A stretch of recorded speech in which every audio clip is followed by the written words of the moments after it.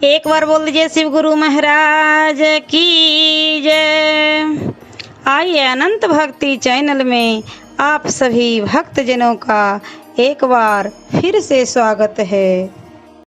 आज हम आप लोगों को तृतीय स्कंध का 21वां अध्याय सुनाती हूँ, जिसमें कदर्म जी के तप से विष्णु का प्रकट हो उन्हें दर्शन और वर देना तथा मनु और कदर्म का संवाद है। मैत्रेय जी के इतना करने पर विदुर जी ने प्रार्थना किया कि हे भगवान, अब आप मुझे महात्मा स्वयंभुव मनु का वंश विस्तार कहिए कि जिसमें स्त्री पुरुष प्रसंग से प्रजाओं की वृद्धि हुई।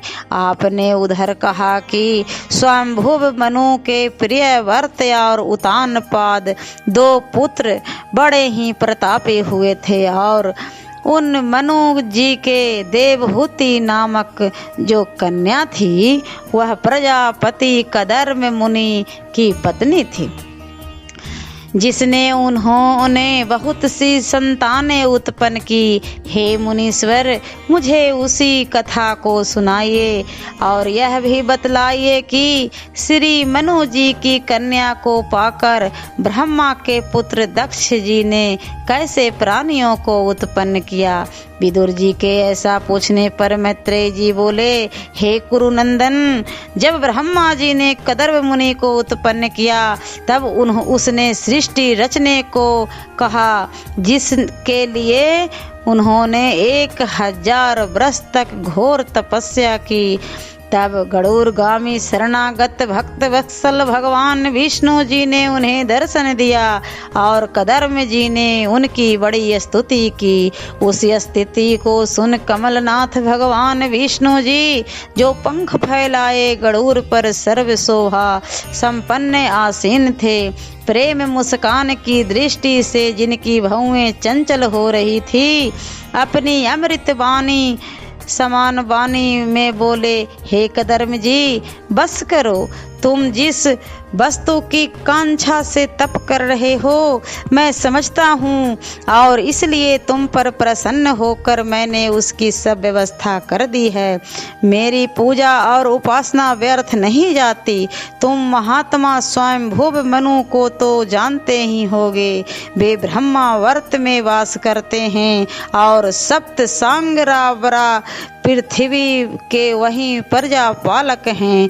वे बड़े धर्मज्ञ हैं। उनकी रानी का नाम सतरूपा है, जो अपने पति के ही समान परम धर्मज्ञ है। और दंपति आज के तीसरे ही दिन तुम्हें यहाँ देखने आवेंगे। उनके एक वय और शील संपन्न सुंदरी कन्या है। वे नियम पूर्वक उस श्यामल नेत्रवाणी कन्या को तुम्हें देंगे, क्योंकि एकमात्र तुम ही उस कन्या के पति होने योग्य हो। तुम उसे ग्रहण करना, फिर तुम जो उसके क्षेत्र में वीर्य स्थापन करोगे उससे 9 प्रकार की सृष्टि का विस्तार होगा। इस प्रकार फिर तुम्हारे वीर्य से उत्पन्न कन्याओं में ऋषि लोग अपने पुत्रों को उत्पन्न करेंगे। पश्चात यह सब गृहस्थ आश्रम के कार्य का पूर्ण संपादन और पालन करने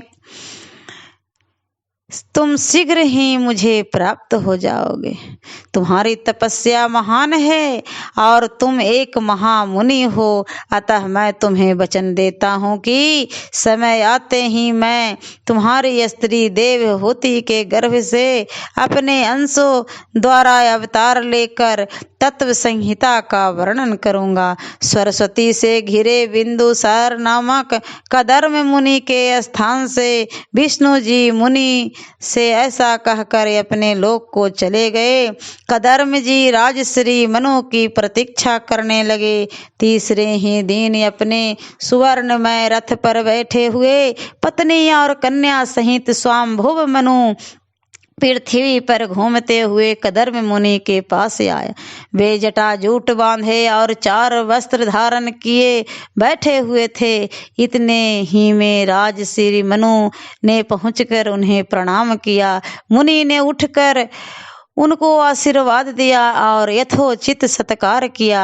पश्चात एक पवित्र आसन पर बैठाकर विष्णु जी से उत्पन्न होने के कारण उनके ही समान उनकी अभ्यर्थना की तथा आने का कारण पूछा और कहा कि आपकी जो आज्ञा हो उसे मैं निष्कपट हृदय से पालन करूँगा। ओम नमो भगवते वासुदेवाय नमः। और अब मैं इसका 22वां अध्याय अगले वीडियो में सुनाती हूँ। ऐसे ही मनोरंजक कथाएं, कहानियाँ और भक्ति गीत सुनने के लिए हमारे इस चैनल अनंत भक्ति को सब्सक्राइब करें और वीडियो अच्छी लगी हो तो लाइक का बटन जरूर दबाएं। धन्यवाद।